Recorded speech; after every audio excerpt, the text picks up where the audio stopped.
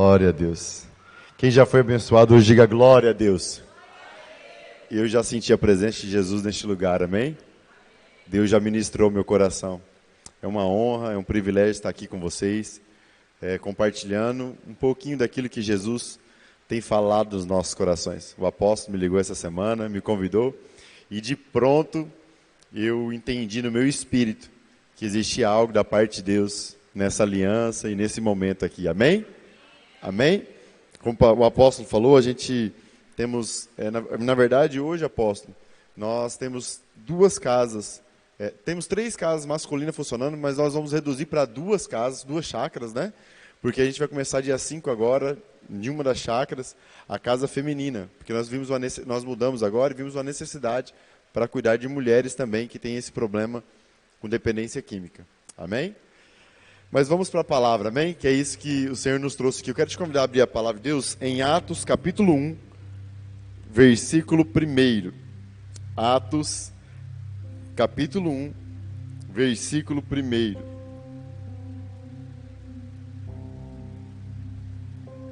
Amém. Isso é bom, hein? Gente, eu estou à vontade aqui, tá? Vai me perdoando, eu sou bem folgado. Estou à vontade aqui na sua casa, apóstolo. De verdade. De verdade. Atos dos Apóstolos, capítulo 1, verso 1. Estou com meu pai. Deus me presenteou com um pai, um segundo pai, o irmão Celso aqui. Homem de Deus, te amo muito, Celso. Muito obrigado, hein? Atos, capítulo 1, verso 1. A Bíblia diz assim: fiz o primeiro relato, ó Teófilo, acerca de tudo que Jesus começou,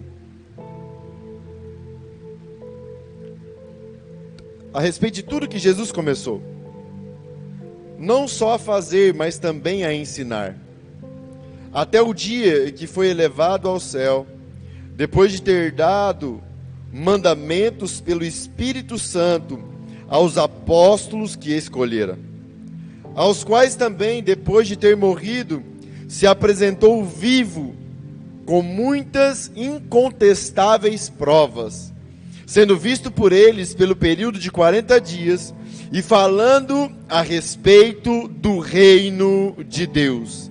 E falando a respeito do reino de Deus. Em certa ocasião, estando comendo com eles, ordenou-lhes: não vos ausenteis de Jerusalém, mas esperai a promessa do Pai, a qual de mim ouvistes. Pois João batizou com água, mas vós sereis batizados com o Espírito Santo dentre poucos dias. Versículo 6. Aqueles que haviam reunido perguntaram-lhe: Senhor, restaurará tu neste tempo o reino de Israel? Feche seus olhos, vamos orar. Amigo Jesus, doce Espírito Santo, como somos gratos por tua presença neste lugar, como somos satisfeitos com a sua glória e com a sua majestade sobre nós. O Senhor é bom. Como o Senhor é bom, Jesus.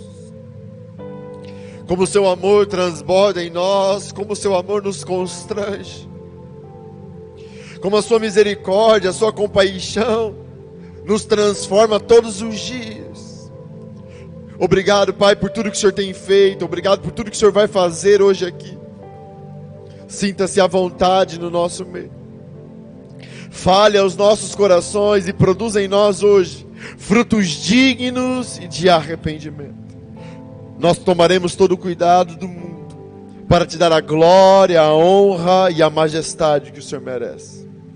Em nome de Jesus. Amém e amém. Desde o primeiro momento que o apóstolo me fez o convite, apóstolo, essa palavra veio no meu coração. Mas eu tenho um grande temor no meu espírito de não falar algo que não venha de verdade da parte de Deus para as pessoas. E eu sempre falo isso lá na igreja, que eu gosto de falar e de pregar aquilo que o Espírito de Deus ministra no meu coração. Até ontem o Senhor não tinha confirmado, mas em um momento de oração o Senhor confirmou essa palavra. Eu acredito que essa mensagem é a mensagem que eu mais preguei. Eu escutei um pregador essa semana dizer, fizeram uma pergunta para ele: você repete pregações? E ele falou assim: só de vez em quando. Eu apóstolo, não sei, eu repito a mesma mensagem várias vezes, porque eu acredito que a mensagem de Cristo, ela precisa ser impressa no nosso espírito, amém, igreja? E essa mensagem é uma mensagem que o Celso já ouviu. E se você chegar na nossa igreja, na Batista Éden, e perguntar, se você perguntar para eles o que o pastor Rodolfo, você acredita que o pastor Rodolfo pregou para nós, eles vão responder que é essa mensagem que eu estou trazendo aqui para vocês. É uma mensagem que tem nos direcionado, uma mensagem que tem trazido entendimento para dentro de nós. Amém? E eu quero começar explicando sobre o que nós acabamos de ler. Nós acabamos de ler Jesus, depois de ter consumado a sua obra na cruz, depois de ter morrido pelos pecados da humanidade, depois de ter nos redimido, nos reconciliado com o Senhor, depois de ter consumado toda a sua obra, depois de ter ressuscitado, ele passa 40 dias com os discípulos, falando sobre o reino de Deus. Igreja, como esse assunto é importante, como esse assunto é atual e como esse assunto é relevante, como tinha importância para Jesus esse assunto. Ele estava separado momentaneamente da sua origem de glória com o Pai. Ele já tinha feito a vontade completa do Pai, consumado essa vontade. Ele disse: está consumado. Eu acredito nisso profundamente, que ele estava com muita vontade de ver o Pai e subir aos céus, mas ele tinha algo ainda a falar com os seus discípulos. Ele tinha algo ainda a reforçar no coração dos seus discípulos. Ele tinha algo ainda a marcar mais uma vez o coração dos discípulos, dos apóstolos. E ele estava ali ensinando e falando sobre o reino de Deus. Era isso que Jesus estava fazendo.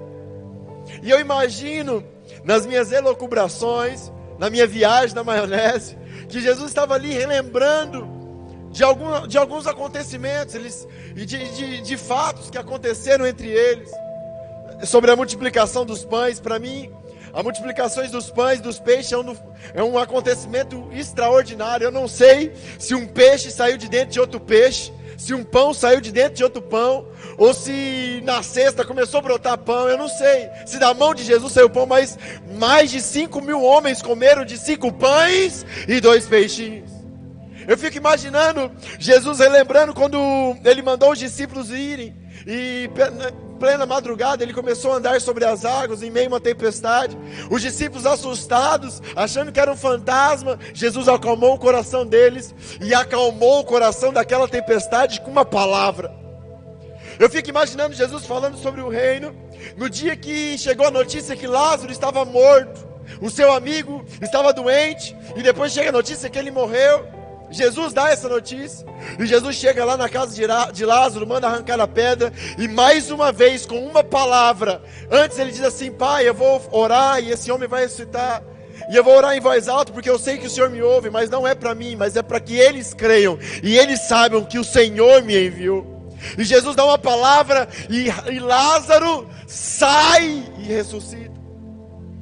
Eu fico imaginando Jesus conversando sobre coisas extraordinárias, sobre o dia do batismo, quando ele foi batizado por João, aonde o céu se abriu, o Espírito de Deus veio ali numa forma de uma pomba sobre ele, e uma voz do céu dizia assim: este é o meu filho amado, em quem eu me alegro, em quem eu comprazo.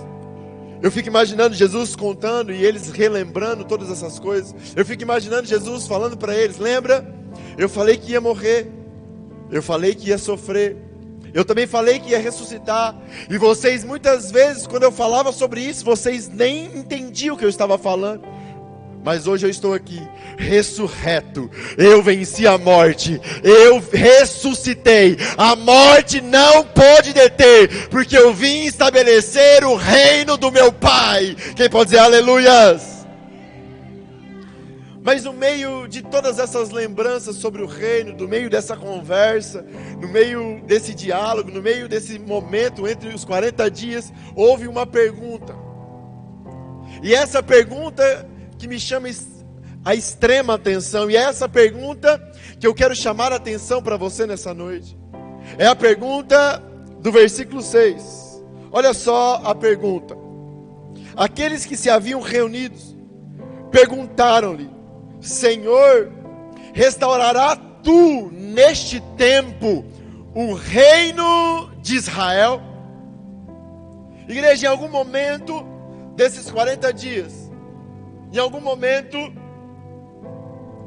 que dessa conversa e desse ensinamento sobre o reino de Deus, aqueles homens, tem uma tradução que diz que foi alguns homens que estavam ali reunidos no meio de mais de 500 irmãos, que lá em 1 Coríntios diz que mais de 500 irmãos de uma só vez viram Jesus ressuscitado, e eu acredito que era nesse momento, fizeram uma pergunta para Jesus: quando, eu posso descer um pouco aqui? Quando, eu me abalei quando eu escutei uma buzina lá fora agora, que minha esposa acabou de chegar, hein? Quem pode dizer glória a Deus?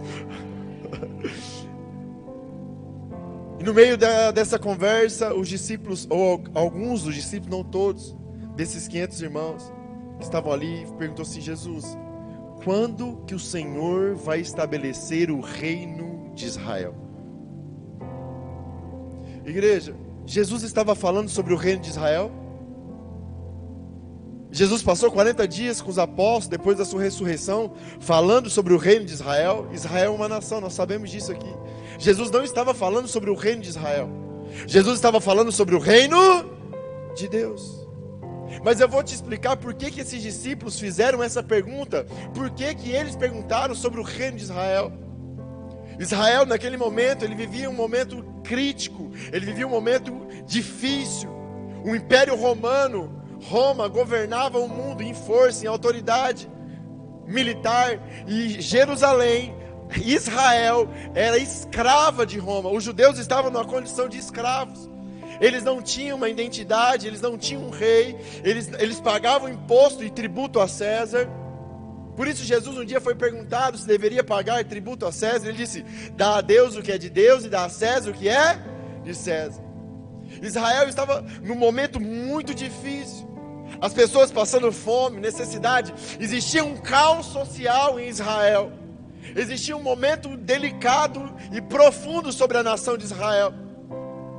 E aqui, igreja, e aqueles discípulos que andaram com Jesus, que viram sinais, prodígios e maravilhas, aqueles discípulos que viram coisas extraordinárias, eles colocaram uma expectativa em Jesus.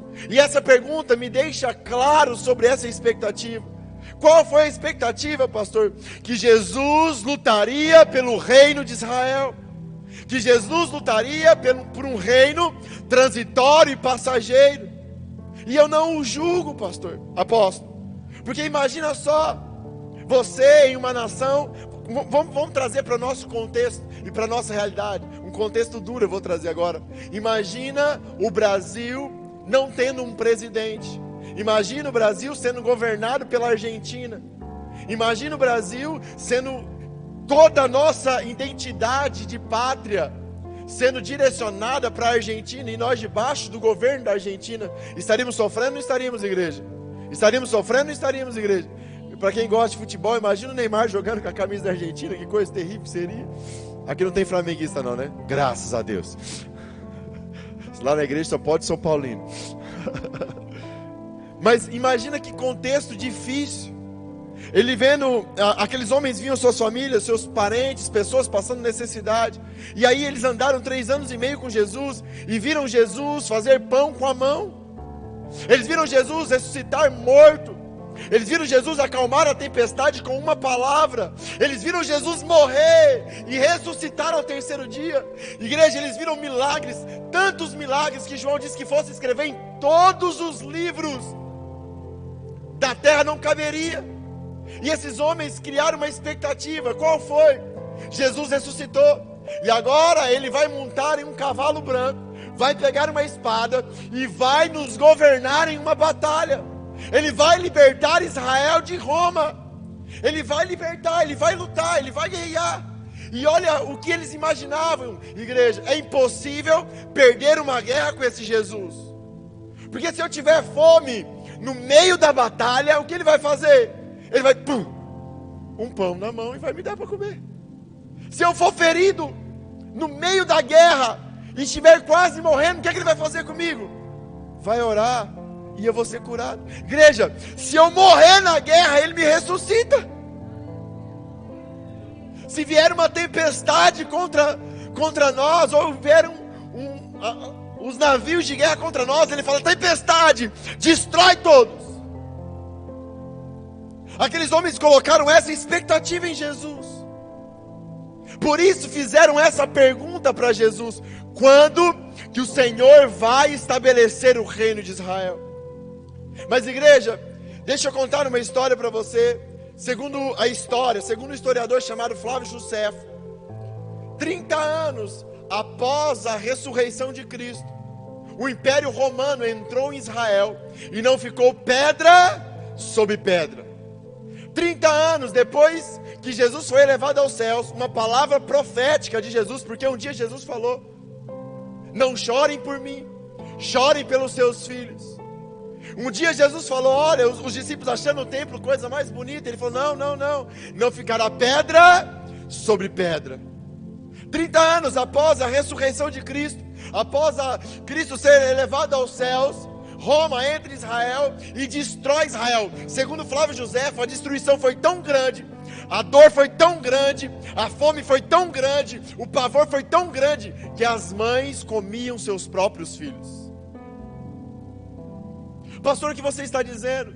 Igreja, o que eu estou dizendo é que Jesus não veio estabelecer um reino visível. Jesus não veio estabelecer algo para fora de você, porque ele disse em Lucas capítulo 17, um dia perguntado sobre o reino de Deus, ele disse, olha uma coisa, o reino de Deus não está lá e não está ali, mas o reino de Deus está dentro de nós. Jesus não veio, igreja, tudo sobre o Evangelho é de dentro para fora. Tudo sobre o Evangelho é de dentro para fora. Jesus veio trazer um reino para dentro de nós, um reino eterno. Igreja, escute isso. Eu não estou falando que ele não virá, ele virá e ele está voltando. E a nossa esperança virá dos céus. E a nossa esperança governará esse mundo com vara de ferro. Amém, igreja? Mas nesse momento, entenda algo: tudo sobre o reino de Deus está dentro de você. Tudo está dentro de você. Tudo aquilo que você precisa, tudo aquilo que você necessita, todas as provisões e tudo aquilo que você precisa alcançar ou almeja alcançar, está dentro de você. Mas nós como igreja, quando eu falo igreja, eu falo eu e você, amém, igreja? Nós como igreja precisamos entender isso nos nossos dias. Como temos dificuldade de entender isso. E também não é muito culpa nossa. Vivemos em um momento midiático onde os nossos olhos sempre estão presos às coisas, sempre estão presos ao consumo. Igreja, entenda algo, eu preciso falar isso aqui antes de continuar. Eu não estou falando que Deus não quer dar as coisas a você, amém, igreja? Amém? Eu só estou falando que as coisas jamais podem substituir o reino dele em você. É isso que eu estou te dizendo. Igreja, entenda algo. Vivemos em um mundo onde a mídia, onde a internet, onde a televisão tenta implantar que as nossas necessidades estão fora de nós. Que eu preciso ter isso, que eu preciso ter aquilo, que eu preciso ter aquilo outro. A insatisfação tem governado o nosso interior. E aí muitas vezes buscamos um Jesus por aquilo que Ele pode nos dar, e não por aquilo que Ele é, e por aquilo que Ele já nos deu, e por aquilo que Ele já estabeleceu dentro de nós, igreja. Eu costumo dizer que existe um lucro no Evangelho. Olha, todo reino tem a sua língua, todo reino tem a sua pátria, todo reino tem a sua lei, todo reino tem a sua organização, e o reino de Deus não é diferente. E existe um lucro no Evangelho.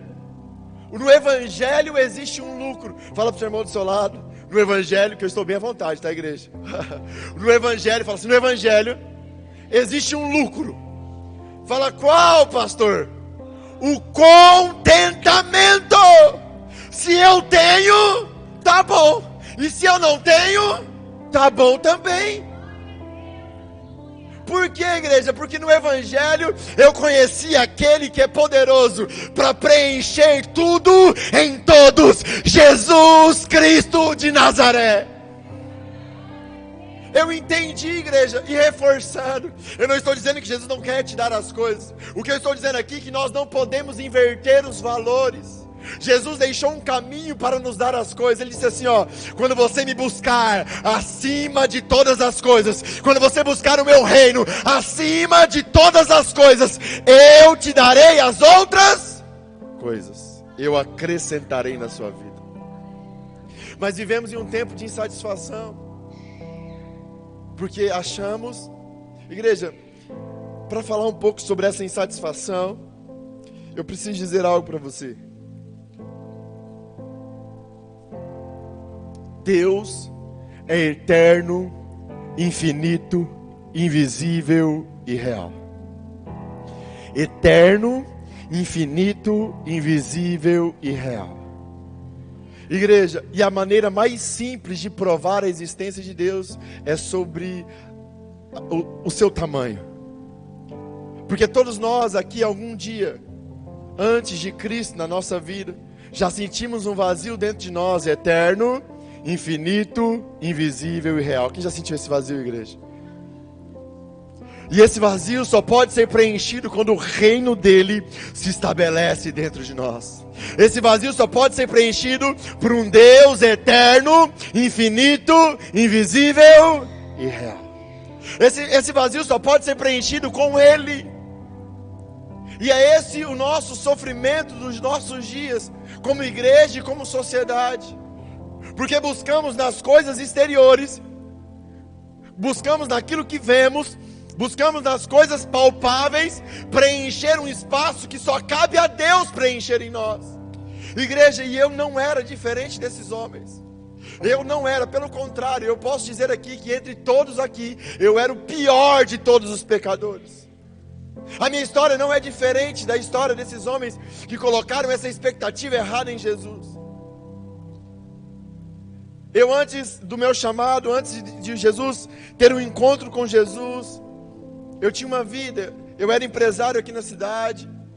Eu tinha um comércio que eu herdei do meu pai, junto com meu irmão. Mas o vazio da falta de Deus sempre reinava dentro de mim. E eu me envolvi com muitas coisas erradas. Igreja, eu vou ser bem transparente hoje aqui, eu não tenho vergonha disso. Me perdoa, apóstolo. Mas eu roubei mais de 20 milhões de reais. Meu nome é Rodolfo Merlin Rocha da Silva. E se você colocar meu nome no Google, vai aparecer coisas que você não acredita. Não satisfeito, eu fui mexer com tráfico de droga internacional. Igreja, eu tinha avião. Só de cachorro, a minha esposa chegou ali, eu tinha 25 fila brasileiro, pastor. Eu gastava 10 mil reais com os meus cachorros todo mês. O fila brasileiro, ele come 1 quilo de ração. Tudo que os olhos de um menino de 25 anos desejou, eu tive. Tudo, igreja. Não tinha nada que eu não desejei, que eu não comprei. Meio a tudo isso, meio a todo esse inferno, a falta de Deus reinava profundamente dentro de mim. E um vazio me consumia. Igreja, mais um dia, dentro de um quarto de hotel, depois de 3 dias de festa, eu cheguei 5 horas da manhã, numa segunda-feira, dia 29 de setembro de 2014. E quando eu cheguei nesse quarto, eu dormi. Quando foi 7h15 da manhã, eu acordei para ir no banheiro. E a presença de Jesus tomou conta daquele lugar. E Ele me disse assim: você tem tudo, mas você não tem nada. Se você largar tudo, eu te darei a paz que excede todo entendimento. E naquele dia, igreja, eu tinha convicção do que tinha acontecido comigo. Eu liguei para minha mãe, porque a minha mãe era a única que não tinha desistido de mim. O meu pai, igreja, para você entender, igreja, o evangelho é simples, mas ele é poderoso, ele é maravilhoso, ele continua transformando vidas. E naquele dia eu liguei para minha mãe, apóstolo, e falei: mãe, Jesus apareceu para mim aqui e mandou eu largar tudo. A minha mãe começou a gritar e pular. Igreja, minha mãe foi em tanta igreja pedir oração por mim. Ela foi em tanta igreja que até hoje ela é acostumada. Ela vai de manhã, de tarde, de noite na igreja. E até hoje ela não conseguiu ir em todas contar o testemunho do que aconteceu na minha vida. Tem 7 anos isso. Não tinha solução para mim. Não tinha, eu não conseguia, igreja. Eu era um ser humano que não conseguia amar as minhas filhas. Eu era um ser humano que acreditava piamente, ao contrário do que essa palavra diz, que as coisas teriam o poder de resolver o meu problema interior. Mas o dia que Jesus apareceu para mim, igreja, eu entendi. Como Paulo, igreja, quando Paulo tem um encontro com Jesus na estrada de Damasco, existe algo muito curioso naquele encontro. Paulo cai por terra e ele faz uma pergunta. Sabe qual pergunta que Paulo fez? Quem és tu, Senhor? Eu vou traduzir a pergunta de Paulo. Eu passei a minha vida procurando na religião preencher o meu vazio. Eu passei a minha vida procurando na palavra preencher o meu vazio. Eu passei a minha vida procurando na Torá preencher o meu vazio.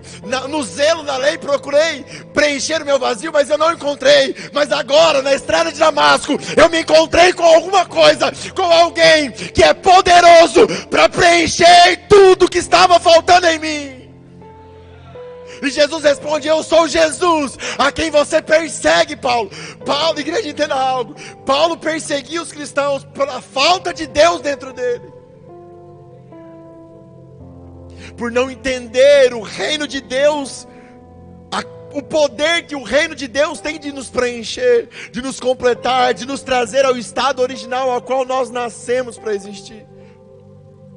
E naquele dia eu vim de Cuiabá para cá e eu tinha certeza, apóstolo Ronivon, eu tinha certeza que Jesus ia me matar. Ele me deu uma oportunidade para se arrepender. E eu não acreditava. Eu estava chorando aqui no louvor hoje, porque a presença de Deus era muito forte. Mas é que para você esse culto pode ser muito simples, ou mais um culto. Mas para mim nenhum culto é muito simples e mais um culto. Porque um culto, para mim, é a graça de Deus que me alcançou um dia. Para você, o evangelho pode ser comum, mas para mim o evangelho não é comum. O meu pai, que todos os dias falava para minha mãe que ia me matar, hoje ele não consegue ficar um dia sem falar e sem perguntar de mim, sem me ver. O evangelho não é comum, ele é simples, mas ele é poderoso para transformar as pessoas. E naquele dia, igreja, eu achei que Jesus ia me matar, eu tinha certeza disso. Falou assim, eu pensava assim, ele me deu uma oportunidade de me converter, igual o ladrão na cruz, eu me converto, e ele me leva. Ele me leva, porque eu não contei 5% da podridão que eu vivia, por vergonha de vocês. Por vergonha. Mas Jesus, quando eu cheguei em Rondonópolis, o que era legal na minha vida, eu me desliguei por completo. O que era ilegal, igreja, para você ter ideia, eu fiquei 3 anos sem celular. 3 anos sem um aparelho telefone. Porque eu tinha que me desligar daquilo que era ilegal e eu não queria mais aquela vida. E eu passei a primeira semana da minha história com Jesus na minha casa. Eu liguei para minha esposa, que nós estávamos separados nesse momento. Pensa, mulher de fé. Nós vivíamos com uma despesa mais ou menos, após de uns 15 mil reais na nossa casa por mês. Eu liguei para ela, nós estávamos separados, e eu falei assim, olha, eu quero voltar para casa, mas eu não tenho mais condição e nem dinheiro. Ela falou, o que aconteceu? Eu falei, eu vou largar tudo. Ela sofria muito comigo. E pensa na mulher que sofria, mas eu não vou falar dela não, que um dia ela fale dela, porque ela fica brava comigo. Eu fazia essa mulher sofrer demais, gente. E ela falou assim, eu estava hoje, ela era da igreja católica, naquele tempo.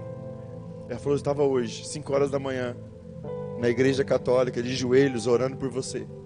E eu dizia para Deus assim, ou o Senhor arranca o Rodolfo de dentro de mim, ou você traga ele transformado para dentro da minha casa. E quando ela falou isso, ela falou assim, pode vir embora para casa. E ela foi trabalhar para sustentar a minha loucura. Ela foi trabalhar para ganhar R$1.500 por mês. Uma mulher que estava acostumada a ter uma outra realidade de vida. E aqueles R$1.500 por muito tempo foi o nosso sustento. Até que um dia Jesus pediu que ela saísse desse serviço. Imagina, igreja, Jesus é maluco. E eu fiquei uma semana na minha casa e eu não senti de novo a presença de Deus. Eu entrei, eu queria sentir aquilo que eu tinha sentido e eu não conseguia sentir ali. Eu comprei uma Bíblia e um violão, mas nada acontecia. E aí eu cheguei na casa da minha mãe, era uma sexta-feira, e fui almoçar, peguei um prato de comida, fiquei 5 dias em casa, na verdade eu cheguei segunda à tarde e saí de casa na sexta-feira para almoçar na casa da minha mãe. A minha mãe hoje congrega com a gente, mas a minha mãe foi por 30 anos da igreja batista tradicional, e eu nunca ouvi a minha mãe dizer assim: Jesus falou comigo. E quando eu peguei o prato para almoçar, ela falou assim: filho, Deus falou comigo, Jesus falou comigo. Quando minha mãe falou isso, Celso, eu soltei o prato. Porque eu falei assim, deve ser alguma coisa que eu estou orando que agora vai me dar E de fato era uma direção. Ela falou assim: você precisa procurar o pastor Alexandre da casa de Jacob. Deus tem algo para você lá. E eu procurei o pastor Alexandre, foi um homem que cuidou da minha vida durante os 2 primeiros anos. E eu conheci, e no começo desse processo, eu acreditei que o meu chamado era andar com ele, andar com o pastor. Todo mundo quer andar com o pastor, né? Mas em 30 dias eu entendi que Deus não tinha me chamado para andar com o pastor, mas Deus tinha me chamado para me internar na casa de recuperação. Eu nunca tinha usado droga, mas o meu problema era pior que a droga. Era mau caráter, sem vergonha, safado, ladrão, tudo que você pensa. Igreja, eu posso dizer isso. Se juntar todos os pecados de vocês aqui, não dá o meu. E aí eu fui para a casa de recuperação. Essa casa de recuperação, ela é 8 quilômetros e 400 da minha casa. Só que minha esposa tinha que sair para trabalhar de manhã e não tinha como ela me levar. Se ela me levasse para a casa de recuperação, não tinha como ela... Não tinha condições. E aí eu comecei a ir de a pé para essa casa de recuperação. E todos os dias eu acordava pela manhã, saía de casa, ia para esse lugar, ficava debaixo de um pé de acerola que tem lá, orando, lendo a Bíblia e conversando e ouvindo muitas histórias de pessoas que estavam ali internados por conta de droga, álcool. Como eu aprendi naquele lugar, como eu entendi coisas profundas naquele lugar. E existe uma coisa que eu não ia falar sobre isso, mas eu preciso falar. É muito difícil realmente mexer com dependente químico, muito difícil, muito difícil. Para você entender a dificuldade desse processo, o crack, a pedra, aquele que você vê o cara usando no cachimbo, ele é 7.000 vezes mais prazeroso que o orgasmo, 7.000 vezes.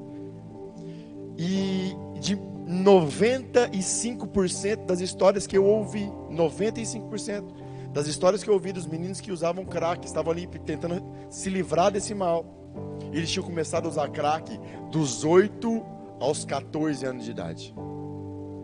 E muitos deles começaram a usar crack num cigarro de maconha. Eles não sabiam que tinha uma pedra ali dentro, que tinha uma droga ali dentro, mais prazerosa 7.000 vezes que um orgasmo. Quem aqui já teve 14 anos? Eu já tive 14 anos. Com 14 anos eu não tinha poder e capacidade de decidir nada na minha vida. Eu tenho certeza do que eu vou te dizer. Se eu tivesse usado crack, eu também era um viciado hoje. E eu posso dizer isso para você que está aqui. Se você tivesse experimentado essa porcaria, graças a Deus que você não experimentou. Nós já fomos roubados dentro da minha casa várias vezes por eles. Nós já fomos traídos por eles várias e várias vezes. Eu já me frustrei com eles várias e várias vezes. Mas existe uma chama que queima dentro de mim. Quando eu me lembro que eles são vítimas do inferno. Quando eu me lembro que eles são vítimas de uma sociedade que está à falência. Quando eu me lembro que Jesus me chamou. E quando eu começo hoje, o Joeber abriu o culto, um filho nosso, um cara incrível, um homem maravilhoso. Se eu tivesse uma filha um pouquinho mais velha, eu ia obrigar ela a casar com ele. Pensa num homem de verdade. Tem 1 ano e 5 meses que ele está limpo das drogas. O Celso conheceu ele, é verdade ou não é, Celso? Ele é um homem de verdade, irmãos. E tem 1 ano e nós mudamos ali. E para você entender, igreja, ele morou 9 anos na porta da igreja. 9 anos. E 95% dos nossos líderes são ex-dependentes químicos. Homens que ninguém acreditava mais. O Márcio, nosso coordenador do restaurante, o Márcio, quando ele pediu ajuda 4 anos atrás, é porque a mãe dele tinha trocado todas as fechaduras da casa dela. Todas. Ele chegou para entrar em casa e a mãe dele falou assim, ó, eu não aguento mais você. De tantas vezes que ele tinha roubado a mãe. E hoje o Márcio está restaurado há 4 anos. O Márcio é empresário, tem 2 empresas. O Márcio que cuida do restaurante, cuida da Thalita, casou, tem o carro dele. E é um homem de Deus, para a glória de Jesus, amém? Então, igreja, eu não coloco as minhas frustrações nele, porque nós não fazemos lá para eles. Nós fazemos para Jesus. Nós não somos o poder de Deus para transformar as pessoas. Jesus é o poder de Deus para transformar as pessoas. A igreja é simplesmente uma porta aberta que apresenta um evangelho poderoso que transforma vidas. Aleluias! E foi nesse lugar que eu me apaixonei. Foi nesse lugar que eu me apaixonei por essa obra. Entendi o meu lugar no corpo de Cristo. Entendi que Deus tinha me chamado para isso. E nós somos extremamente apaixonados por aquilo que nós fazemos lá. Como vocês são apaixonados, aqui posso sentir essa paixão. Amém, igreja? Amém? Mas em determinado momento, desses momentos que eu ia de a pé para a casa de recuperação, Jesus, o Espírito Santo de Deus, eu estava na frente da Santana Teixa, apóstolo, orando em outras línguas, como era um costume, de a pé. E o Espírito Santo, eu creio que tinha uns 6 meses que tinha acontecido o meu encontro com Jesus. E o Espírito Santo me disse assim: você lembra do que eu te prometi? Você lembra que eu te disse, se você tivesse coragem de largar tudo, eu te daria a paz que excede todo entendimento? Eu falei, eu me lembro, Espírito Santo. E ele disse, então recebe ela agora em nome de Jesus. E naquele momento, igreja, eu tinha certeza que o reino de Deus tinha brotado dentro de mim. Porque a satisfação tomou conta, a alegria tomou conta de mim de tal maneira que eu pulava no meio da rua. Eu gritava no meio da rua. E a minha fome e a minha vontade de conhecer o dono do reino e de viver aquilo que ele tinha para mim aumentava cada dia mais, como aumenta todos os dias. Igreja, a minha paixão por Jesus não diminui, porque eu sempre me lembro da onde ele me arrancou. Eu sempre me lembro das densas trevas que ele me tirou. E eu me lembro de tudo aquilo que ele está fazendo na minha vida. E como ele disse, Jesus disse isso um dia. Ele disse assim, o reino de Deus é semelhante a um homem que encontra uma pedra preciosa. Ele enterra essa pedra novamente na terra. Ele vai lá e ele vende tudo e compra a terra. Porque nada é mais precioso do que a paz. Nada é mais precioso do que a satisfação. Nada é mais precioso do que estar na presença do nosso Criador. Um dia, contando essa história, eu me lembrei disso agora. E você pode pensar isso. Pedro um dia perguntou assim, Jesus, e nós? Na história do jovem rico. Jesus falou assim, jovem rico, abre mão de tudo e me segue. E aí Jesus falou assim, ele não teve coragem. Jesus, nós conhecemos a história. Pedro olha para Jesus e falou assim, e nós? Que deixamos pai, mãe, deixamos tudo pelo seu evangelho. Jesus falou assim, olha, aquele que deixou pai, mãe, aquele que deixou tudo pelo meu evangelho, receberá nessa vida 100 vezes mais. E aí, eu contando essa história, o cara falou assim, não, fica tranquilo, Rodolfo, você vai receber 100 vezes mais. E de fato eu acredito que Jesus tem 100 vezes mais em bênçãos na nossa vida do que o mundo podia nos dar, amém, igreja? Mas deixa eu te contar o que veio no meu coração e o sentimento que eu tive. Eu olhei dentro de mim, eu não falei isso para ele por respeito, mas dentro de mim eu tinha uma convicção que eu tinha recebido 100 vezes mais, mas muito mais do que 100 vezes mais, porque agora eu tinha o reino de Deus dentro de mim, porque agora eu tinha a presença do meu Criador, porque agora eu tinha entendido para que e para o que eu nasci, para viver um profundo relacionamento com o meu Criador. Igreja, eu volto a reforçar isso. Deus quer te dar as coisas sim, mas as coisas jamais serão capazes de substituir o lugar de Deus na sua vida. Nunca. Por isso vivemos, não na igreja, mas fora da igreja, uma insatisfação monstra. O cara tem um carro e ele é infeliz porque ele deseja o carro do seu próximo. Ele tem uma casa, mas ele é infeliz porque ele deseja a casa do seu próximo. Porque a insatisfação está dentro dele.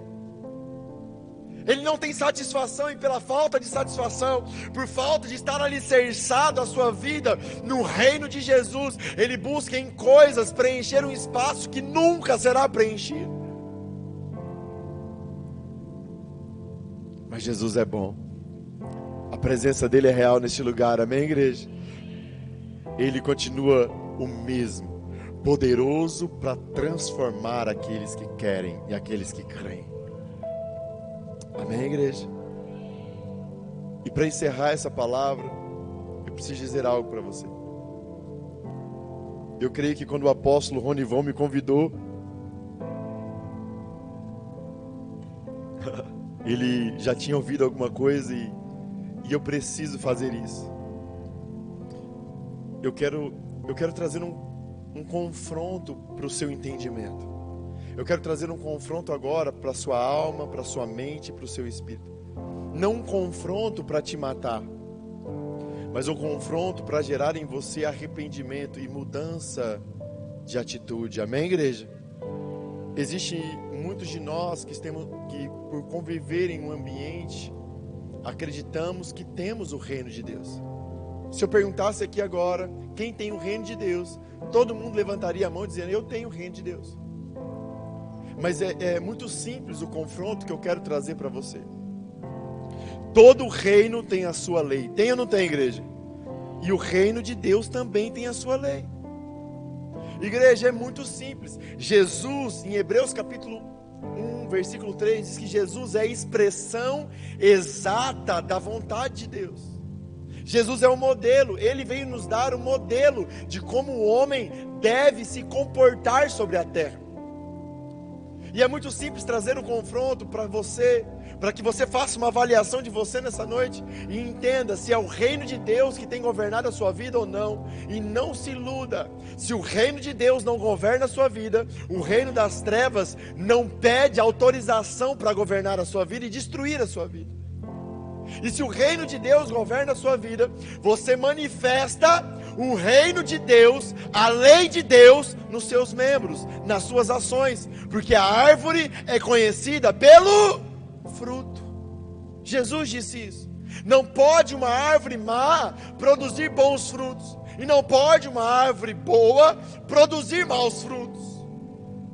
Se o reino de Deus governa a sua vida, igreja, se ele de fato domina o seu interior, se de fato a satisfação te governa, não o comodismo, amém, igreja? Porque Deus não traz ninguém para o comodismo, Ele traz você para ativar e desenvolver um reino eterno, que começa aqui e terminará na eternidade, sem fim. Quem pode dizer glória a Deus? Mas o que eu quero te trazer hoje, será que é o reino de Deus que tem governado a sua vida? Será que é a lei de Cristo que governa as suas ações?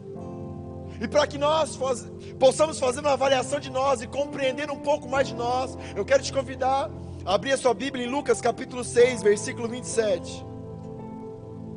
Lucas 6, versículo 27. Igreja, quando o reino de Deus não governa as nossas vidas, o reino das trevas governa. E o reino das trevas sabe matar, roubar e destruir.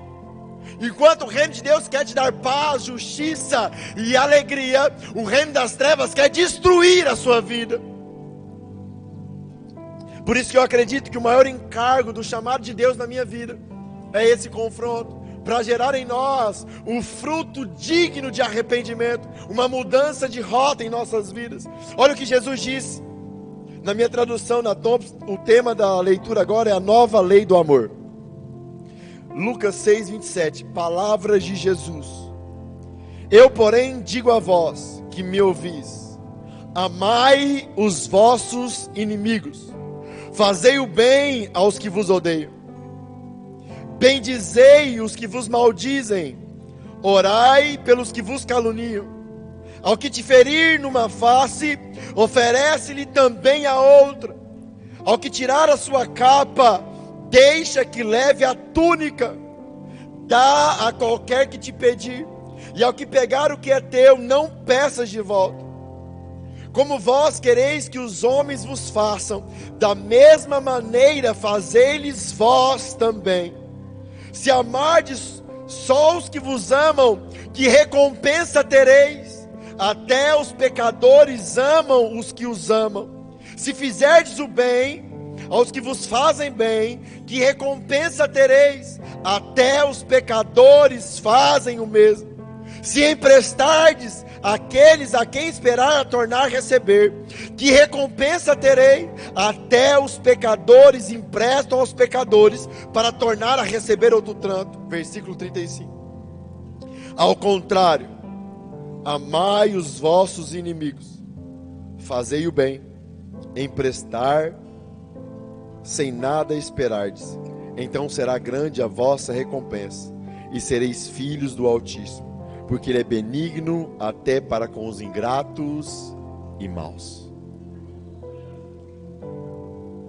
Igreja, quem tem o reino de Deus, ele ora pelos seus inimigos. Quem tem o reino de Deus, quando alguém fere o rosto dele, ele oferece a outra face. Quem é governado pelo reino de Deus, quando alguém pega a capa dele, ele deixa que leva a túnica. Igreja, eu vou traduzir esse versículo para os nossos dias. Posso traduzir, apóstolo? Se alguém roubar o seu celular, você tem que ligar para o cara, dar a capinha, o carregador e botar um crédito. É isso que Jesus estava falando. Quem tem o reino de Deus e é governado pelo reino de Deus.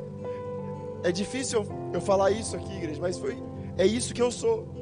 É isso que eu tento falar todos os dias lá na Batistério. Pastor, você consegue viver isso todos os dias? Não, tem dia que eu não consigo. Mas quem tem o reino de Deus também não tem dificuldade de se arrepender, porque ele anda cheio do Espírito Santo, e o Espírito Santo anda convencendo ele do seu pecado e do seu caminho mau. Mas nós precisamos entender isso e não podemos nos iludir. Existe, igreja, a maior ilusão que existe nos nossos dias é esse. Pessoas que acreditam que Jesus governa a vida delas, mas quando ela leva uma fechada no trânsito, ela xinga. Pessoas que acreditam que Jesus governa as vidas dela, mas quando a mulher dele acorda no dia mau, ele sai xingando ela de casa. Cheio de razão, igreja. Paulo disse assim em Filipenses capítulo 3: eu, por amor a Jesus, não tenho justiça própria, segundo a lei, mas a minha justiça é segundo Cristo. Igreja, tudo no Evangelho é Deus dizendo assim através de Jesus: olhem para o Monte Caveira, olhem para a cruz e imitem aquilo que meu filho fez. Aí vocês terão a paz que excede todo entendimento. Aí vocês terão todos os recursos que vocês precisam. Aí vocês terão todas as coisas que vocês precisam, e a satisfação ainda reinará dentro de vocês. Eu costumo dizer isso: quando alguém me persegue, não é o diabo, igreja, não é o inferno. Quando alguém me persegue, é o céu me dando a minha cruz e a oportunidade de eu fazer e ter ações que comprovam as minhas palavras. Uma vez nós internamos um menino de 17 anos, porque o pai dele foi assassinado por uma facção criminosa lá no Ceará, e ele não tinha para onde ir. E nós recebemos esse menino, nós não pegamos de menor, mas nós, muito compassivos, pegamos esse menino. Ele ficou com nós 30 dias, comendo, bebendo, e eu tratando ele como filho, literalmente como filho. 30 dias ele queria dormir fora de um horário, porque a nossa casa é casa de Deus, e é uma casa organizada, amém, igreja? E lá tem horário para tudo, e ele queria dormir fora de um horário, e nós falamos: não pode, agora é horário de leitura. Era um horário do lanche, nem era de leitura. Ele saiu da igreja, foi no conselho de menor, dizendo que nós estávamos com ele lá, e falou um monte de mentira de nós. Falou que a gente usava ele para trabalho escravo, e a gente nem coloca os meninos para trabalhar na rua. O conselho ia lá nos fechar. Naquele momento o senso de justiça invadiu o meu interior, e a minha vontade era bater nele. Cara, como eu entendi com Jesus: irei, mas não pequei. A minha vontade era bater nele. Mas o Espírito Santo ministrou no meu coração, falou: filho, é assim que Jesus faria. E como eu gosto de falar para ele, eu estou brincando, Espírito Santo. O que é para me fazer? Ele falou assim, ó, acha ele e lava os pés dele. E eu achei ele na casa de um irmão da igreja. E quando eu cheguei, ele se tremeu todinho. Eu coloquei ele sentado e eu comecei a lavar os pés dele. Porque eu entendi, igreja. Eu entendi que a minha missão sobre essa terra não é pregar o evangelho. A minha missão sobre essa terra não é ser pastor. A minha missão sobre essa terra é tomar a minha cruz diariamente e seguir Jesus. É isso que vai gerar os frutos em mim. Quando Jesus voltar, Ele não vai nos julgar pelas nossas ações ministeriais. Ele vai nos julgar pelos nossos frutos. Jesus, em João capítulo 15, Ele disse assim, ó, aquele que permanece em mim produz muitos frutos. E lá em João capítulo 15, Ele dá um exemplo, Ele nos ensina como permanecer nele. Aquele que guarda o meu mandamento, aquele que guarda a minha palavra, esse é o que permanece em mim e produz raízes profundas e frutos duradouros. A minha pergunta para você hoje é: que reino tem governado a sua vida? Quando o reino das trevas governa a nossa mente, entenda isso, igreja. A primeira coisa que ele estabelece é um senso de justiça própria, infernal. Você sempre está certo e as pessoas sempre estão erradas. Ele sempre te dá uma justificativa para você não fazer como Jesus. É verdade ou não é, igreja? É verdade ou não é, igreja? Mas o que Jesus quer destruir em nosso entendimento hoje é que Ele, neste tempo, nessa era, a nossa justiça é não ter justiça. A nossa esperança é esperar a justiça que vem dos céus governar toda a terra. Posso fazer um apelo, pastor?